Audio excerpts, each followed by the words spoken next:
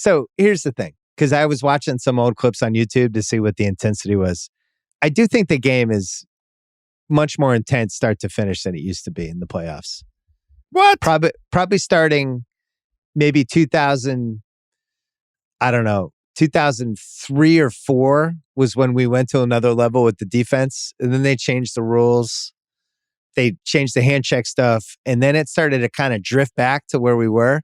I see some of the moving picks and how physical the stuff is. I just think it's taxing to play. Like, when does Tatum get like easy, nice lanes to the basket? There's always like 3 guys. He's always bouncing off somebody. It's like bumper.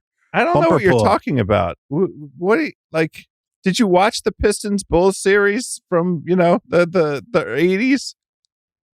Yeah, but here's the thing with those series. There was no spacing back then. Everybody's kind of underneath the basket, and you would just have to do these launches into like a sea of bodies, right?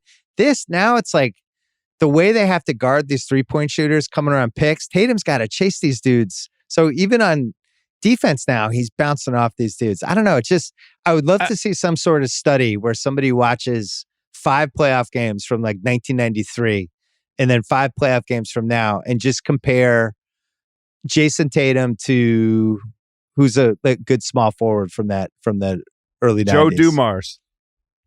Well, he was a guard, but let's say Pippen. Like, take Pippen and all the possessions he had in like the 92 playoffs and compare it to like some of the Tatum stuff and see like how much punishment did Pippen have on defense, chasing through all these picks and trying to do runs at 3-point shooters. I don't know if it's more or less, but I noticed it in person at those last 2 games. The guys just seemed like really, really like bizarrely tired to me. It is, I think, to your point, the style of play, and this was something I was struck by when we were together in March out in Los Angeles watching the Warriors and the Lakers. That was the first time I'd laid eyes on Jordan Poole. He looks like a track guy. He literally has the body of like a hurdler or something.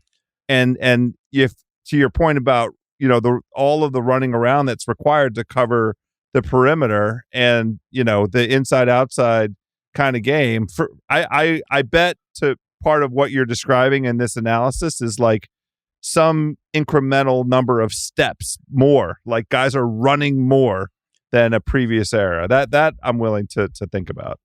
Thanks, House. Thanks for backing me up. Here's how I think I'm right. Remember Rip Hamilton and Ray Allen? And they would always talk about how much running those guys did. And oh my God. And Rip, the 2004 finals, part of what he was trying to do was just run Kobe around screens and tire him out. Every fucking team does that now. There's true. 50 Rip Hamiltons. So There's 5 in this series that are just running around and trying to tire the other team out. So I don't know. I would love to see that study. Somebody should do that this summer. So the teams can take 45 to 55 3-pointers a game, and sometimes some teams only make 7 of them, like tonight. I love that analytics suck is now back as a topic again. I missed it. I thought that was really fun once upon a time.